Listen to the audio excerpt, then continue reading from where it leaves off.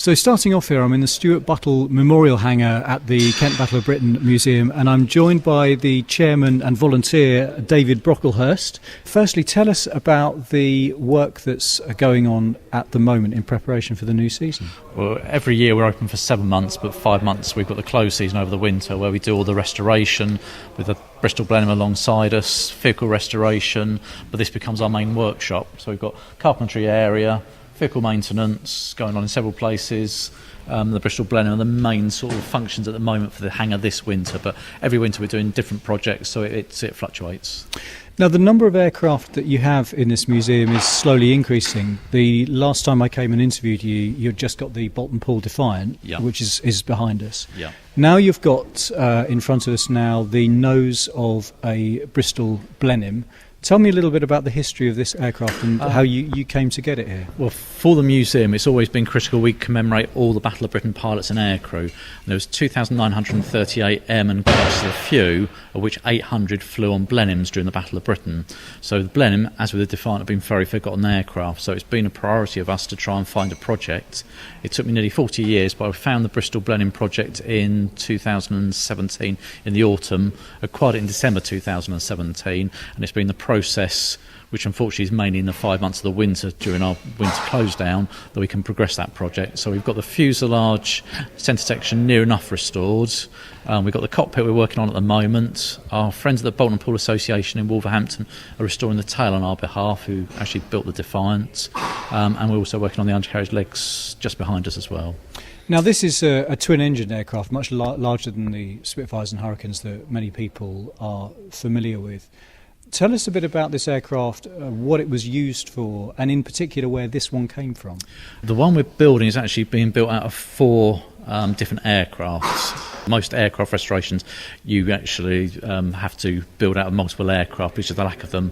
It all originates from Canada. The cockpit's 1941, some is dated 1942, so it was actively used during the Second World War and was training crews that came over to this country and fought from this country.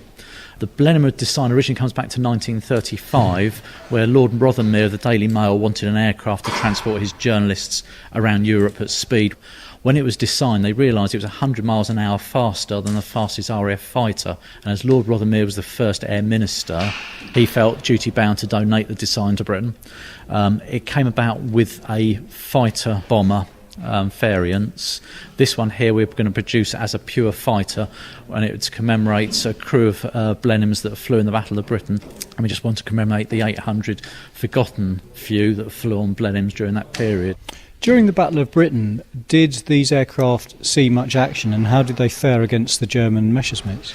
This prime example is this aircraft we're depicting here, shot down 5 aircraft, ranging from 2 Messerschmitt 109s to some Ju-87 Stuka dive bombers, and was using it as a fighter during daylight hours. So in the right hands it was successful. Did they ever fly from Hawkinge? During the early stage of the Battle of Britain, being a grass runway wasn't perfectly ideal, but 25 Squadron flew Blenheims through the 30s and up through till 1940. So can visitors to the museum in this coming season expect to see this? It will be semi-restored. We've completed the fuselage and centre section. By the time we open 2nd of April, we hope to have the cockpit attached to the fuselage and centre section, the tail connected to the aircraft. We also hope to have it on its undercarriage legs as well. We're reasonably on target, but obviously all of this is being done by the proud volunteers of the museum. So now I'm in the conservatory, which is attached to the entrance to the museum, and I'm joined by 2 of the volunteers. Introduce yourselves, please, sir. I'm Robbie. And I'm Jim. Firstly, Robbie, tell me about your role here as a volunteer and what you do. In the winter, as this winter, I'm working on the Blenheim cockpit. At the moment, I'm on the glazing side. We've had to take, because the glazing is very intricate. It's got loads of screws all around where the perspex goes. So I've had to take all the screws out. As you can imagine, it's, 50 years old. Most of them are breaking off. That sounds like quite a fiddly job. It is fiddly. How long is that going to take you to do all of the glass? It's going to take ages. So, Jim, what are you doing at the moment? I'm more of a dog's body than Robbie because he has skills that I don't have. But I can paint and I do a bit of carpentry and so on, rebuilding display cabinets, painting the shop and other parts of the museum. So tell me what in particular you like about volunteering here. I like to think that I'm giving something back, which is nice as a retiree. It's good to do something for the community. I've always had an interest in the Second World War and the Battle of Britain in particular. And the museum, I think, it really is a tremendous asset to the community. Jim, if there was one thing that fascinates you most in this museum, what is it? Probably Dave, the curator. Dave I meant an inanimate object. I know. I'm particularly keen on the Aldea Spitfire, which is one of the exhibits in the hangar there. I'm a bit of a fan of Aldea, having read his biography and so on. So that's probably my special thing. But there is so much here, it's very difficult to pick out anything in particular. So now we're in the armoury, which is where the display of uniforms from the Battle of Britain is. And I believe you've been doing some work on this over the last few months. Yeah, absolutely. The armoury holds the personal effects, the uniforms, the weaponry of the period. And where the uniforms were only viewed from the front, we've now actually created a four-sided glass cabinet so people can see the uniforms front, back and side. All the uniforms are going through a process for restoration and cleaning. So you've got white prestige suits here. You've got incredibly rare GQ parasuits used by Defiant gunners, but it's a whole range of uniforms. And behind you is a wall of personal effects of Battle of Britain pilots. The other thing I was being very keen to do is that the most probably historic exhibit in the museum is Lord Dowding's uniform that he wore during the Battle of Britain. It's dated 1939, and that was in its own little display. Now we've actually created a big cabinet, his centrepiece. His right-hand man was Keith Park. His personal effects are alongside, and he's looking at what he called his chicks, his pilots, in front of him. So on one side you've got the personal effects and the uniform of essentially the two people who led the RAF, Fighting Command, during the Battle of Britain. And behind us now we've got the main display case with a variety of uniforms, flight uniforms and otherwise. Talk us through what a Battle of Britain pilot would have worn to keep them, able to do their job and warm up at that altitude. There is quite a wide variation, hence why we've got 20-odd different uniforms. So you've got ranging from prestige suits, white and a black version behind us. Prestige suit, what's the purpose of that? It's a white all-in-one, basically. Yeah, it's a pre-war all-in-one uniform that was worn usually during the 30s, but a lot of the pilots who had flown in the 30s still carried them and still preferred them. Obviously, it was quite a hot summer, so they're quite lightweight. You do get heavier Sidcot suits if you're flying at altitude and it's cold, so it's fur lined, as you can see in here. Again, an all-in-one suit. We've also got a French pilot here. Polish pilot has just been the uniforms away cleaning at the moment, so we commemorate as many of the nationalities that took part in the Battle of Britain as well. Now, presumably at altitude, it gets cold, especially in the winter. I noticed they're not wearing gloves, but then also they would have had to operate the switches and so on in the aircraft. Did they wear gloves? They did, yeah. We've just actually got them round the corner here. You'll see several pairs because they're leather. We're just using various different forms of preservative, adding moisture back into the leather to preserve them. So most of them would wear goggles and gloves, partly for the warmth, but also to protect them from fire. What's typically known as hurricane burns, because a hurricane, if it caught fire in split seconds, would be a furnace in the cockpit. So anything would protect your skin from burns for a few split seconds before you could bail out the aircraft if you needed to. Hello, I'm Eric Bates. I live in Hythe. I was born and bred in Canterbury and lived through the war. And various things about the war I certainly can remember. One of the main things was the air raid shelter that we had in our house. It was one of the Morrison shelters, like a big steel table. And I used to sleep in there every night.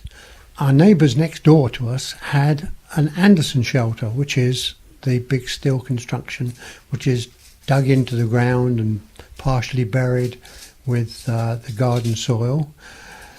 The biggest disadvantage of the Anderson shelter was getting into them. There was an air raid, and people next door were trying to get into their outside Anderson shelter. The father and his neighbour from the following house, that house was hit, and it unfortunately killed them. Do you yourself remember being under air attack? Because the Germans attacked Canterbury a number of times. Do you actually remember the bombs dropping? Yes, I can remember the Blitz when Canterbury got badly damaged during the I think it was 1942. Their main, where the top end of Canterbury, that part of the town was totally taken out. One afternoon, some planes came over, German planes, and they did a low-level attack and dropped into the valley of Canterbury and strafed all down through the main street.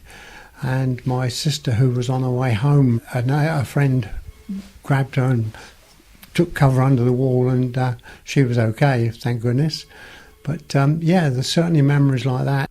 So now I'm joined by Alistair, volunteer here at the museum. Tell me what you're working on at the moment.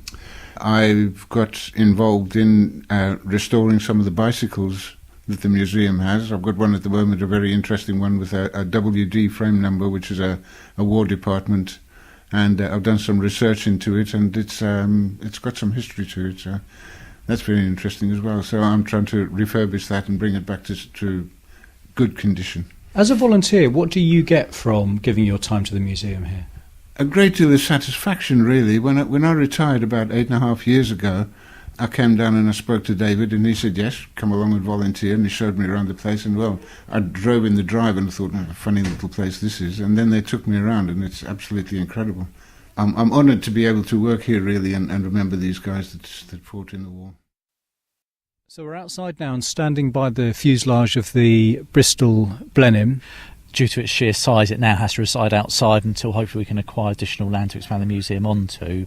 And this is a particular aircraft that, was a fighter aircraft in the Battle of Britain. We will, when we attach the cockpit, we will recreate the bomb doors, but underneath the bomb doors there'll be a gun pack which will carry 4 Browning machine guns, which will be used as the fighter role, as well as twin Vickers K machine guns in the turret position just in front of us. So did it have a proper gun turret at the top where that hole is, or was that an open position? No, it had a turret which we were standing alongside in the hangar amongst all the other bits and pieces and exhibits in there. Obviously it's a wealth of exhibits, but the turret is there, and again, when we glaze the cockpit, we'll be glazing the turret at the same time. Now going forward, it seems like at the moment every year you've got a new exhibit, you've got something new that you're working on.